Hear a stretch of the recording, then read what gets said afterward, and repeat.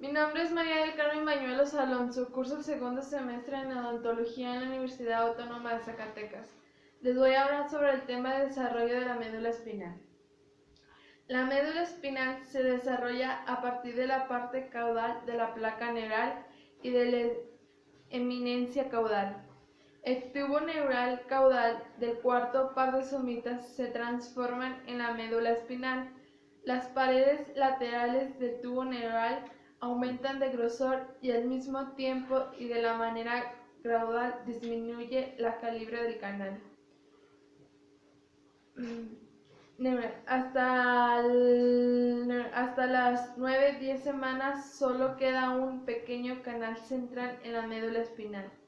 Inicialmente, la pared del tubo neural está constituida por un grosor neuroepitelio cilíndrico y pseudoestratificado. Estas células neuroepiteliales constituyen las zonas ventriculares, cono epididimario que da origen a todas las neuronas y células de la microglia de la médula espinal. Las células de la microglia son los miembros de mayor tamaño de la familia de células de la neuroglia, que incluyen los astrocitos y los oligodendrocitos.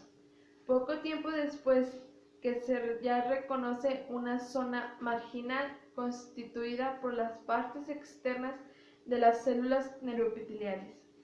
Esta zona se convierte gradualmente en la sustancia blanca de la médula espinal, a medida que su interior crecen los axones procedentes de los cuerpos de las neuronas localizadas en la médula espinal.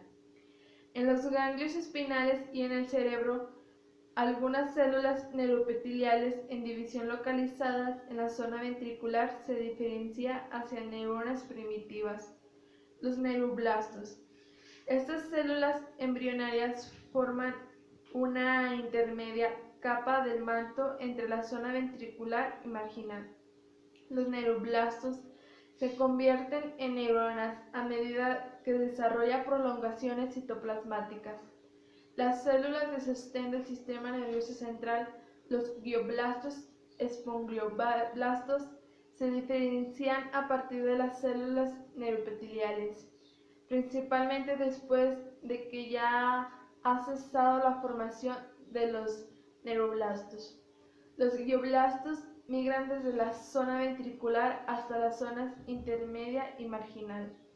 Algunos glioblastos se convierten en astroblastos y más tarde en astrocitos, mientras que los otros se convierten en oligodendroblastos y finalmente en los oligodendrocitos.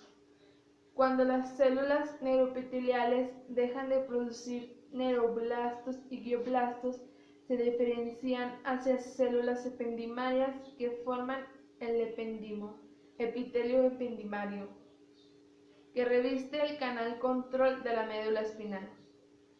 La microglia, células microgliales que aparecen dispersas en la sustancia gris y blanca.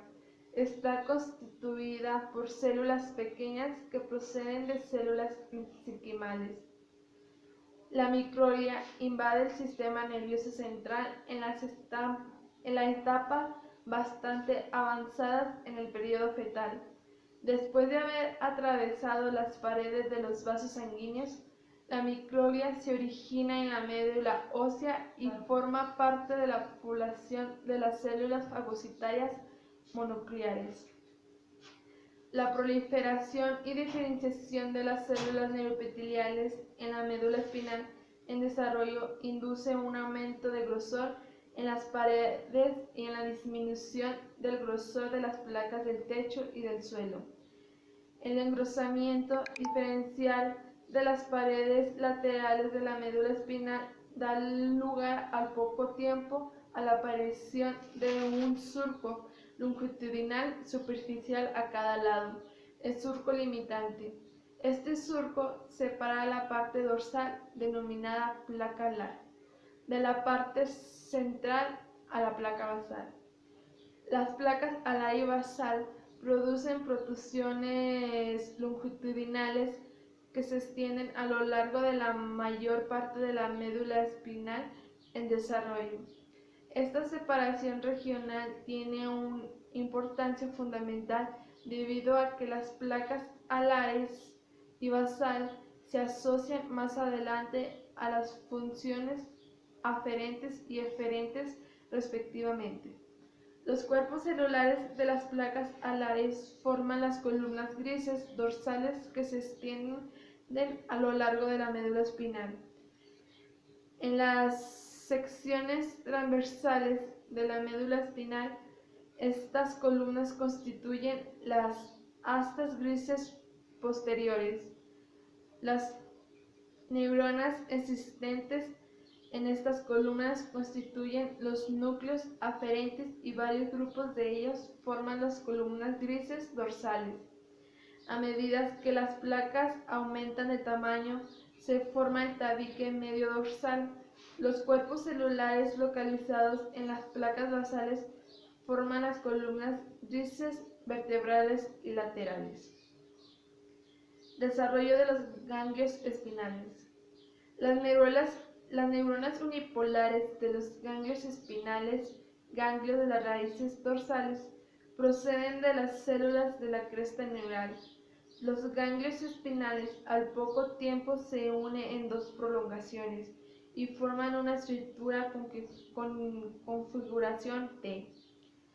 Las prolongaciones periféricas de las células ganglionares espinales llegan a través de los nervios espinales hasta las terminaciones sensitivas localizadas en estructuras somáticas viscerales. Desarrollo de la meninges. Membranas que cubren el cerebro y la médula espinal. Se desarrolla de células de la cresta neuroblastos. Células migran hasta rodear el tubo neural, formando una meninges primitiva. La capa externa de estas membranas aumenta de grosor, formando la dura madre, al tiempo que la capa interna, denominada piaracnoides. Esta constituye por la pia madre y la aracnoides. El origen de la pia madre y de la aracnoides a partir de una única capa se manifiesta en el adulto por la presencia de numerosas trabéculas aracnoides que va desde la pia madre hasta la aracnoides. Cambios en la posición de la médula espinal. La médula espinal se extiende en el embrión a lo largo de toda la longitud del canal vertebral. Los nervios espinales pasan a través de los agujeros invertebrales situados frente a sus niveles. Dado que la columna vertebral de la dura madre crece con mayor rapidez de la médula espinal. Esta relación posicional de los nervios espinales no se mantiene. El extremo caudal de la médula espinal del feto que se queda gradualmente en niveles relativamente altos. En el feto de 24 semanas, el extremo caudal de la médula espinal se localiza en el nivel de la primera vértebra sacra.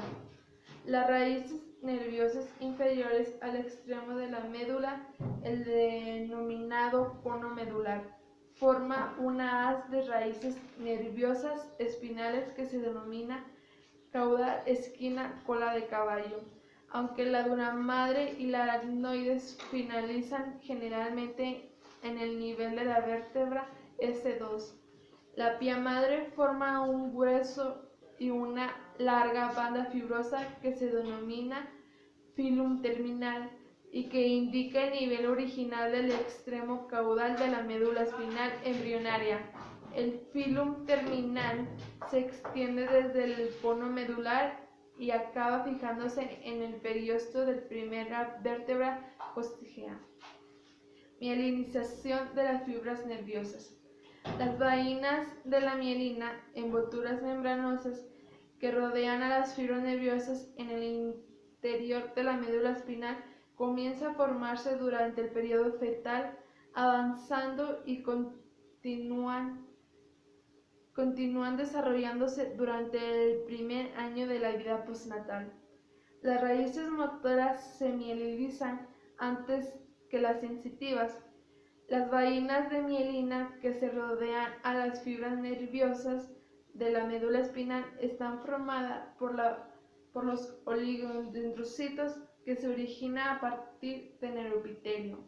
Las células del neurulema proceden de las células de la cresta neural que migran periféricamente y que se enrollan alrededor de los axones de las neuronas motoras somáticas y los nervios motores autónomos, prolongaciones de la médula que salen del sistema nervioso central.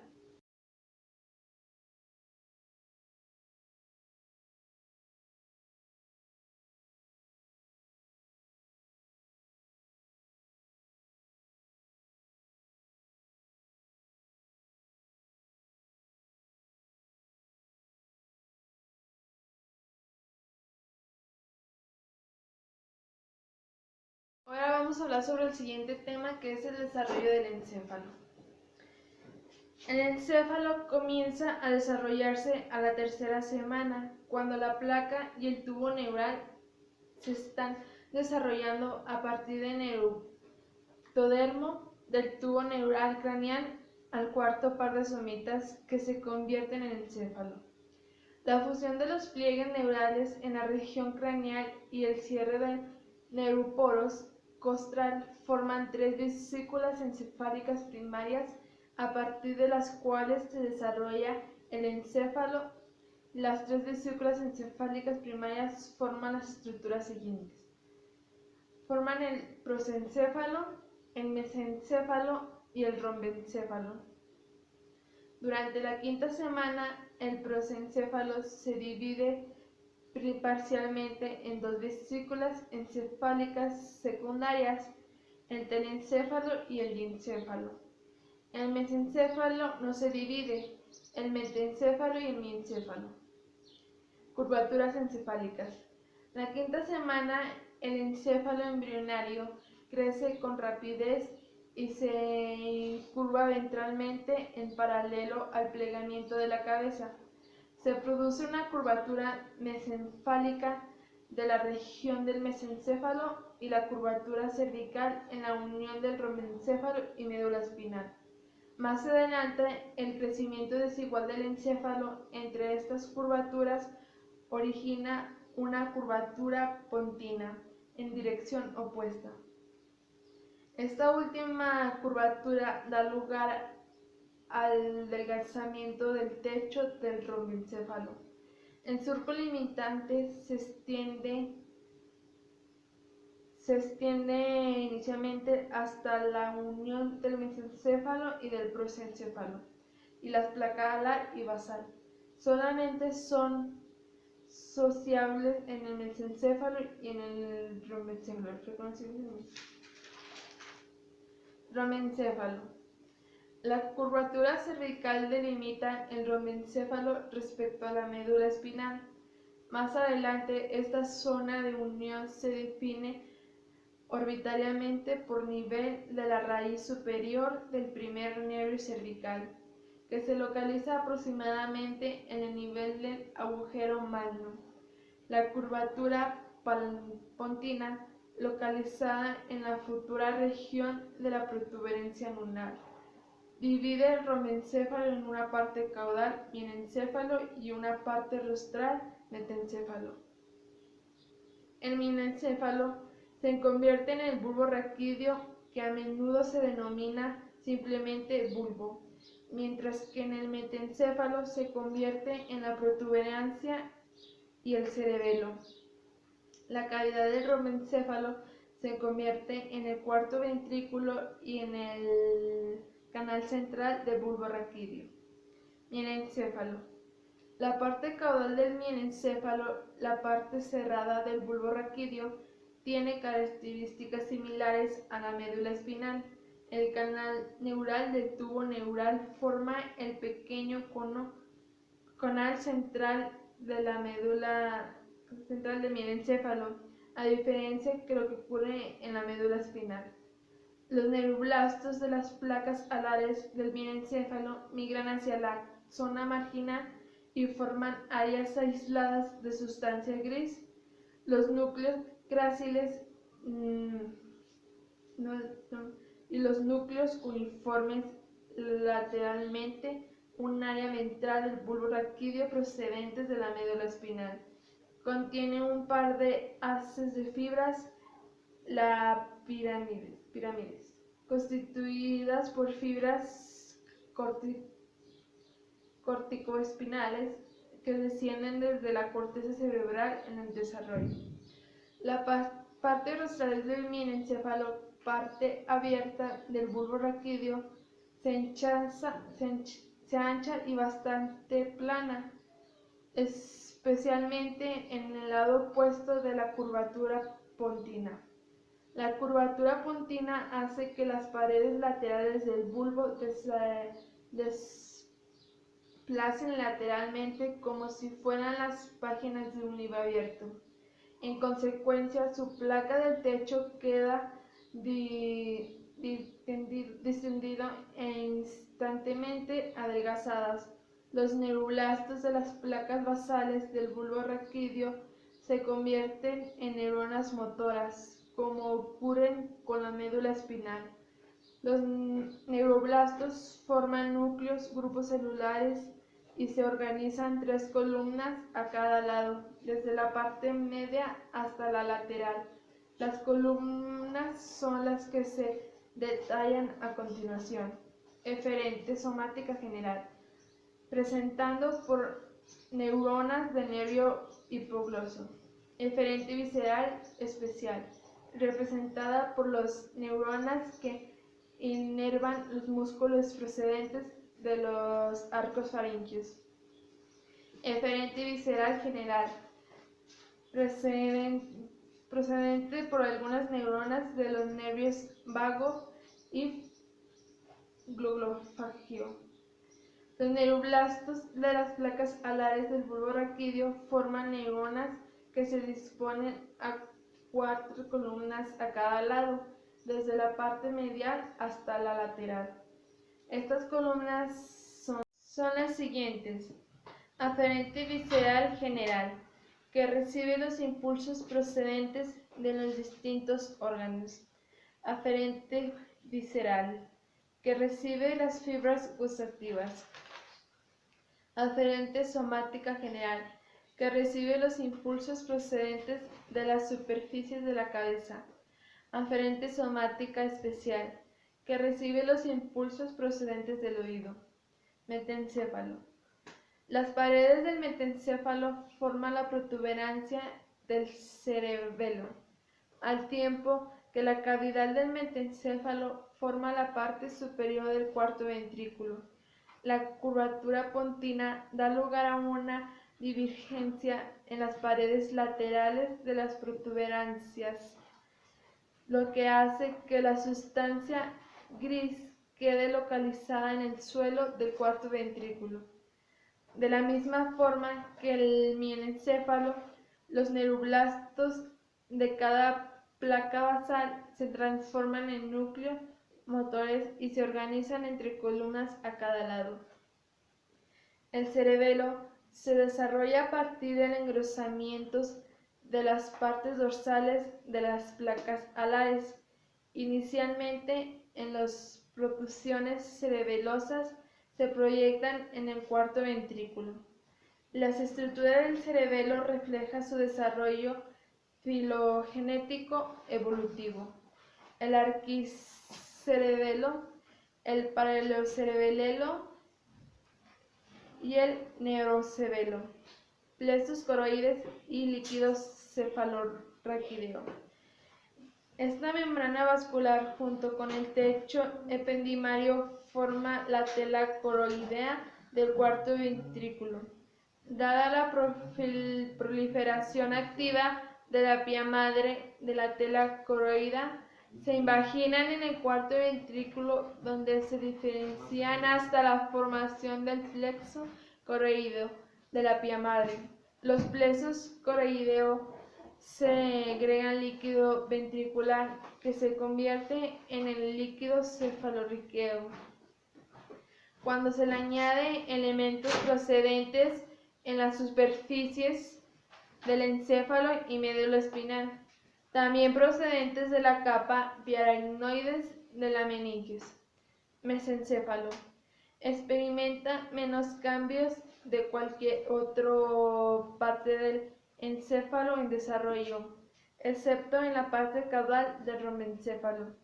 El canal central presenta un enchanzamiento y se convierte en el acueducto cerebral que pone conexión en el tercer y cuarto ventrículo. Los neuroblastos migran desde las capas alares del mesencéfalo hasta el techo que se acumulan formando 4 grandes grupos de neuronas, los folículos tubérculos cuadrigéminos, superiores e inferiores, bilaterales, implicado en los reflejos visceral, en el auditivo, respectivamente. La sustancia negra es una capa amplia de sustancia gris adyacente al pedúnculo cerebral y también producida diferenciarse a partir de la placa basal.